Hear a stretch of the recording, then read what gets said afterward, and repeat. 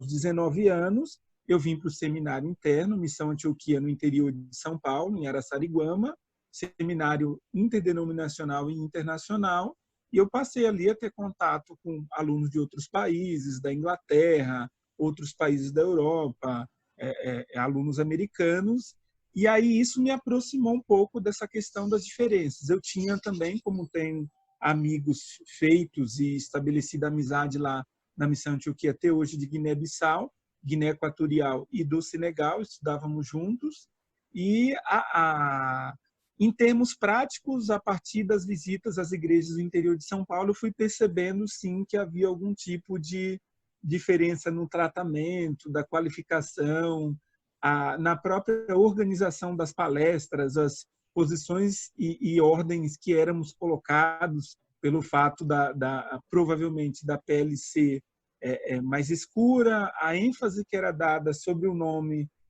de preletores de pele clara. E aqui em São Paulo, especificamente, quando eu me mudei para Osasco, morei 7 anos em Osasco, depois em São Paulo, capital. Já em Osasco, eu tive uma situação muito constrangedora quando eu fui com um amigo meu, também negro, seminarista, na 25, e no Brás também. A gente foi comprar blusão de frio, eu baiano, morrendo de frio na cidade de São Paulo, e a gente foi comprar blusão, e quando a gente voltou para Osasco, descemos ali daquela estação de trem de Osasco, pegamos um ônibus para Vila dos Remédios, e quando chegamos lá, a gente feliz, o meu amigo e eu, com aquelas sacolas com blusão, agora a gente está protegido do frio e tudo mais, 2 carros de polícia, com policiais altamente armados, nos pararam ali na rua, aquela cena de filme, desceram armados, empurraram a gente assim para um muro ali da Vila dos Remédios, rasgaram as nossas sacolas para ver se o que a gente tinha na sacola era roubado ou não. E isso com arma em punho na nossa cabeça, e a gente não podia falar nada. Talvez essa foi a experiência inicial mais forte que eu vivi na condição de negro, e eu, menino de interior, e que tinha também vivido 3 anos no interior de São Paulo, até eu processar o que tinha acontecido, eu acho que eu fui processar isso anos depois.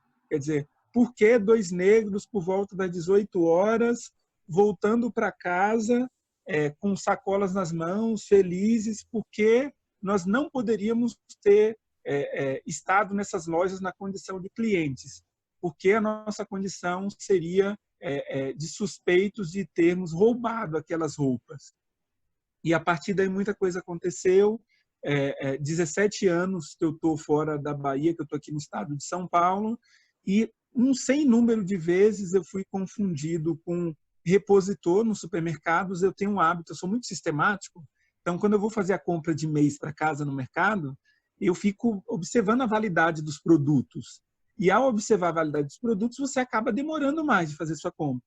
Aí, em vários momentos, alguém, e sempre foi, eu insisto com isso, de pele clara, me chama e pergunta onde está tal produto. Eu vou e respondo que eu não sei, e pergunto para a pessoa por que eu teria que saber. Ela diz, você não é repositor? Eu falei, não, eu sou cliente.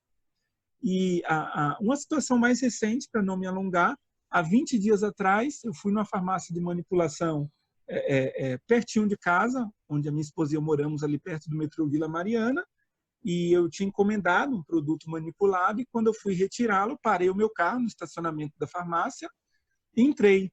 Quando eu estava saindo, uma senhora também, por volta dos seus 65 anos, branca, pele super clara, foi e disse para mim assim, quando você voltar, você busca os meus remédios. E eu estava saindo da farmácia com a medicação que eu fui retirar. A minha mulher olhou para mim, ela estava no outro carro, eu olhei para a senhora e falei, não entendi, mas eu estava entendendo. Só que eu faço isso para confrontar e para levar a pessoa a ponderar um pouquinho do porquê que ela vai agindo sem saber quem é, e o porquê que inconscientemente ou estruturalmente ela vai entendendo de que a imagem de um negro saindo de uma farmácia de manipulação de um bairro classe média alta, necessariamente esse negro é funcionário da farmácia. E aí eu disse para ela, não, eu não vou voltar. Ela, não, mas só avisa que eu cheguei para eles mandarem meus remédios. Eu falei, senhora, eu sou cliente. Aí ela ficou super envergonhada, que é o que acontece a maioria das vezes, pediu perdão várias vezes, e eu fui para o meu carro e saí com a minha esposa. E, curiosamente, naquele momento eu fiz esse comentário para minha mulher, o meu carro, em termos de valor, provavelmente vale 3 vezes mais do que o dela. Mas a minha cor fez com que ela pensasse que eu era funcionário da farmácia. Qual o problema em ser funcionário da farmácia ou do mercado? Absolutamente nenhum. Porém, a questão que se coloca é por que alguém de pele clara, porque é uma outra discussão quantos brancos a gente tem no Brasil, só se forem autodeclarados, porque raramente eu conheço um branco no Brasil, mas enfim.